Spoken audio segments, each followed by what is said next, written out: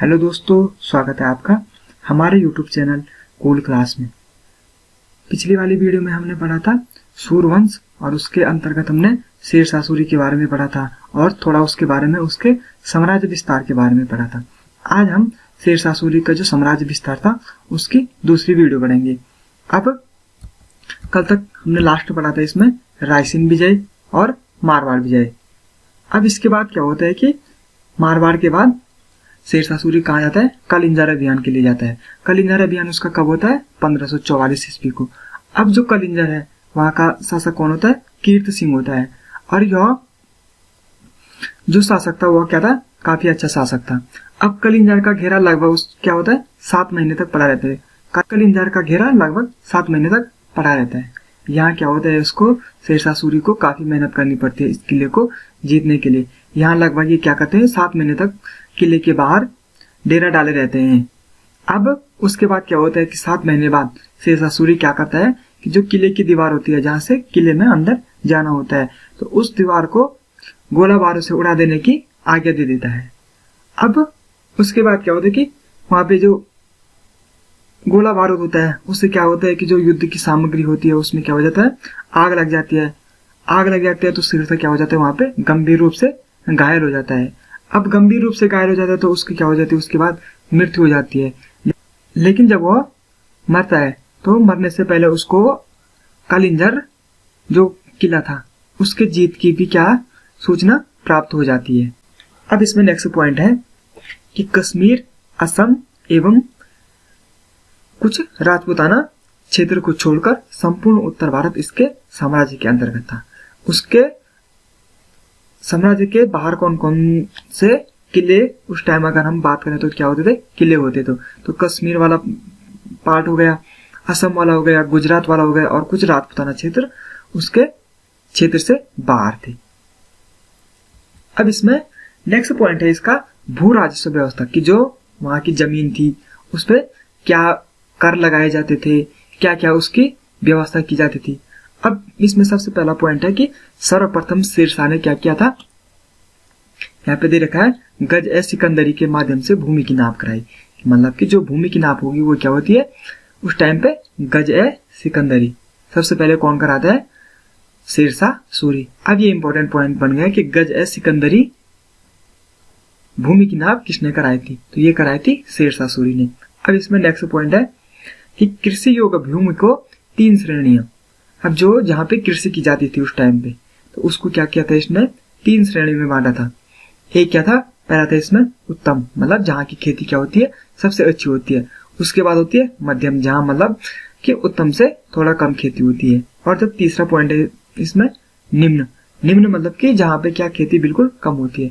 इन तीनों को क्या निकाला जाता था, औसत निकाला जाता था। अब इन तीनों का औसत निकाल के क्या करते कि जो 1/3 भाग होता था, मतलब इन तीनों पे खेती की गई माना। अब इन तीनों पे जो खेती से प्राप्त हुआ उन तीनों का क्या निकाल दिया, एवरेज निकाल दिया। और उसका 1/3 भाग क्या भू राजस्व निर्धारित किया गया था। मतलब एक प्रकार का यह क्या था, कर था कि जो वहां के किसानों को देना पड़ता था। किसको? शेरशाह सूरी को, जो क्या था उस टाइम पे सुल्तान था। अब इसमें नेक्स्ट पॉइंट है, इस व्यवस्था को जाप्ती प्रणाली के नाम से जाना जाता है। जो व्यवस्था थी, ये व्यवस्था का मतलब क्या हो गया कि उसने क्या किया था, भूमि को 3 हिस्सों में बांटा। फिर जो उन पे अनाज हुआ उस टाइम पे, तो वो उसका क्या निकाल देता था, औसत निकाल देता था।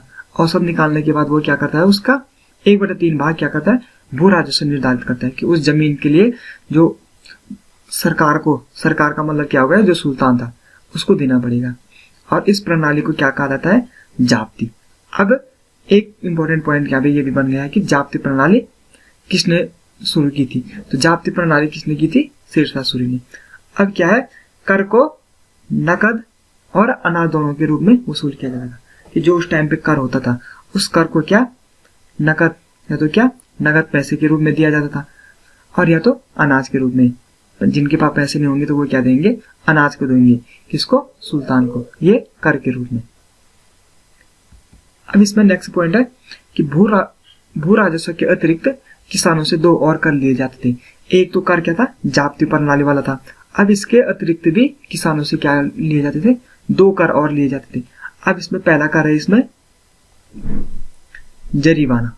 अब जरीवाना कर क्या था? जरीवाना में क्या था कि भूमि की नाप के लिए लिया जाने वाला कर।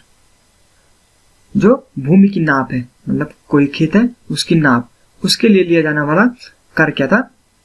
जरीवाना था। कि जो कितना था? उपज का 2.5%। यहाँ पे ये 2.5% था। जो 2.5% होगा वो क्या देना पड़ेगा?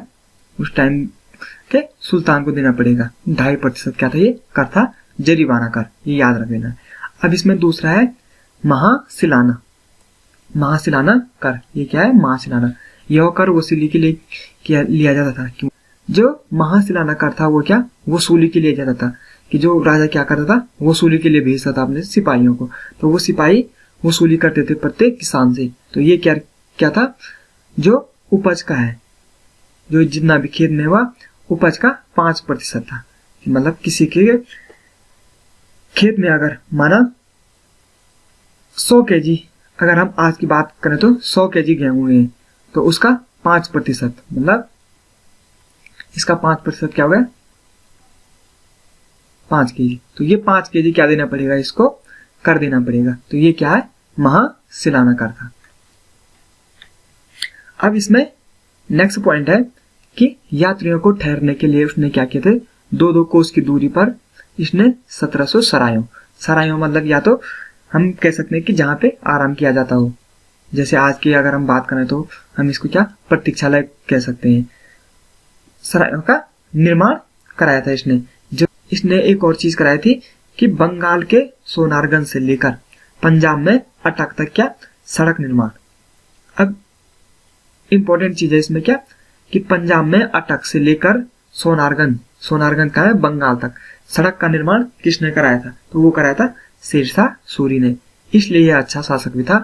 इसने सरायों का निर्माण कराया था, सड़कों का निर्माण कराया था। एक और सड़क थी इसने बनाई जो बंगाल से क्या करता है? चित्तौड़ और लाहौर से मुल्तान तक क्या बनाता है? ये सड़क बंगाल से हो गया चित्तौड़ और लाहौर से हो गया मुल्तान, सड़क का निर्माण कराता है ये। अब नेक्स्ट है इसमें इसकी जो उस टाइम की मुद्रा थी।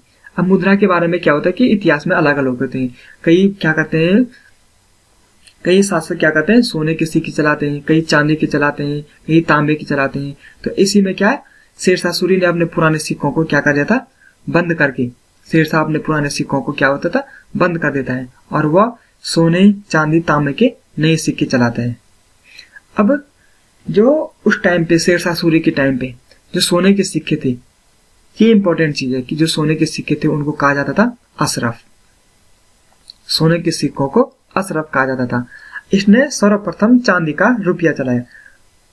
तो जो ये चांदी का अगर कोई सिक्का हो गया तो वो उसको क्या बोलेगा? रुपया बोलेगा।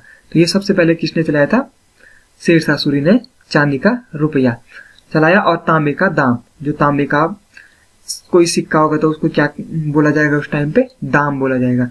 अगर चांदी का है तो उसको रुपया बोला जाएगा। अब रुपये और दाम में क्या था? 1:64 का अनुपात था। 1:64 का मतलब क्या होगा कि 1 रुपया कितने? 64 दाम के बराबर होगा। अब जैसे अगर हम आज की बात करते हैं तो जैसे 1 रुपया होता है कितना? 100 पैसे के बराबर। 1 रुपया हो गया 100 पैसे के बराबर। उस टाइम पे क्या था कि रुपये और दाम, जो रुपया क्या था? चांदी का सिक्का था और जो दाम था वो क्या था? तांबे का। तो 1:64 था उस टाइम पे रुपये और दाम का। अब शेरशाह ने क्या? पटना नगर की स्थापना की। सबसे इंपॉर्टेंट चीज क्या है इसमें?